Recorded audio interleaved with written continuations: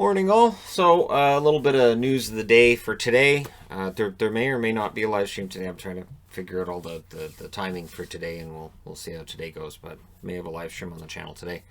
So news is not necessarily surprising. Patrice Bergeron is the new captain of the Boston Bruins. We all saw this coming. To me, Bergeron's been kind of unofficially the captain, or say co-captain with Chara for years, anyways. There wasn't really anybody else you could give it to. So kudos to the Bruins for picking Bergeron. Kudos to Bergeron for finally being captain.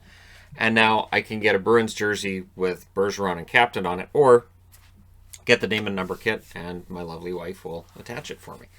One or the other.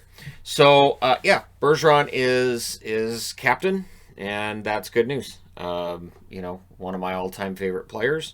And, of course, I've got the shadows kind of blocking it, and the trees kind of blocking it, but that's a Bergeron right there. A little Bergeron drawing. Good. Now, one thing that they're talking about is how the quarantine rules, which exist right now in the NHL, and not only that, but in between the countries, and in some cases, if you come into a state, you have to... So, all this discussion of where quarantines exist and how this might work, GMs are wondering how this is going to affect trading during the year. So it may not be a situation where I trade for a guy on Monday and Tuesday's in my lineup.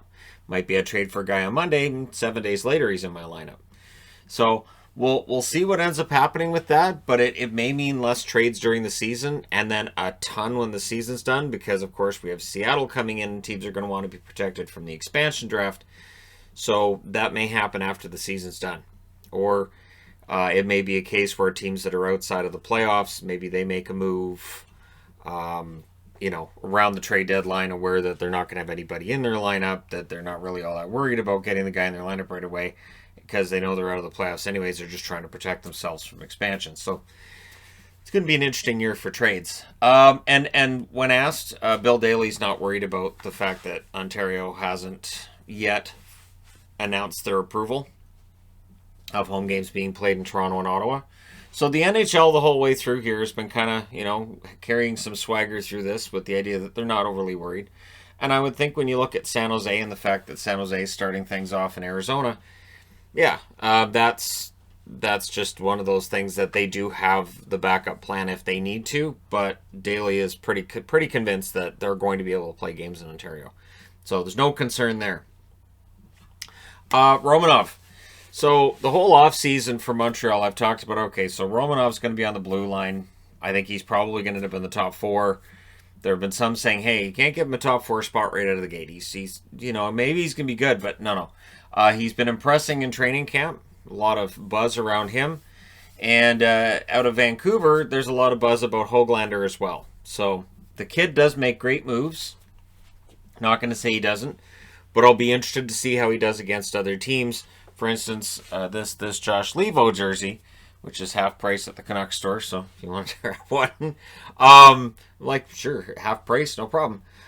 So Hoglander has been impressing as well, it's going to be fascinating to see how these rookies go, which rookies end up being better than we expected, and which ones end up petering out, that kind of thing.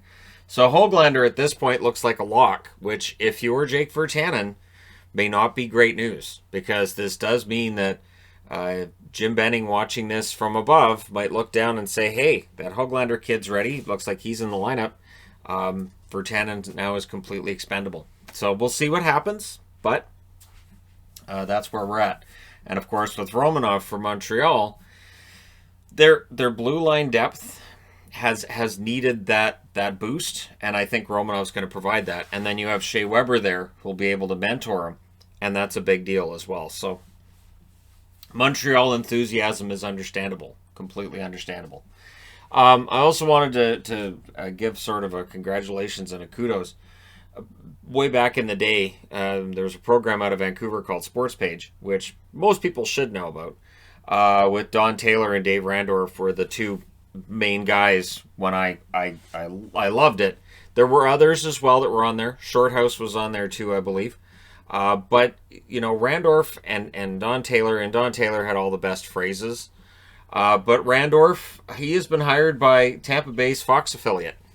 So that's fantastic that he'll be working with the Tampa Bay Lightning and calling their games for Fox Sports Bolts.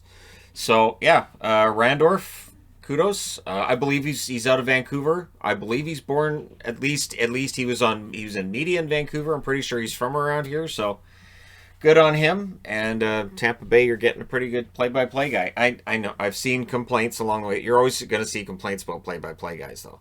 Except Daryl Ray. When Daryl Ray does play-by-play, I don't hear complaints about him. But yeah, so there you go.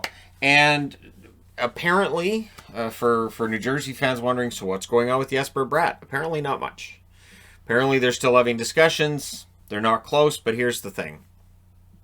We're hearing Barzal's not close either. All it takes is one offer. All it takes is that one offer, that one moment, an agent making a little negotiation with his own client to say, look, this amount of money, let's just do this and we'll be good. And then all of a sudden you get a breakthrough. So at this stage, you've got to think New Jersey's going to open the season without Bratt in the lineup because he's still in Europe, right? So he has to go through the whole quarantine process and everything before he can join the team. So even if he signed right now, we're only 6 days out from the start of the season. So we'll see what happens with Bratt. Let me know your thoughts in the comments section below. As always, don't forget to hit like and subscribe.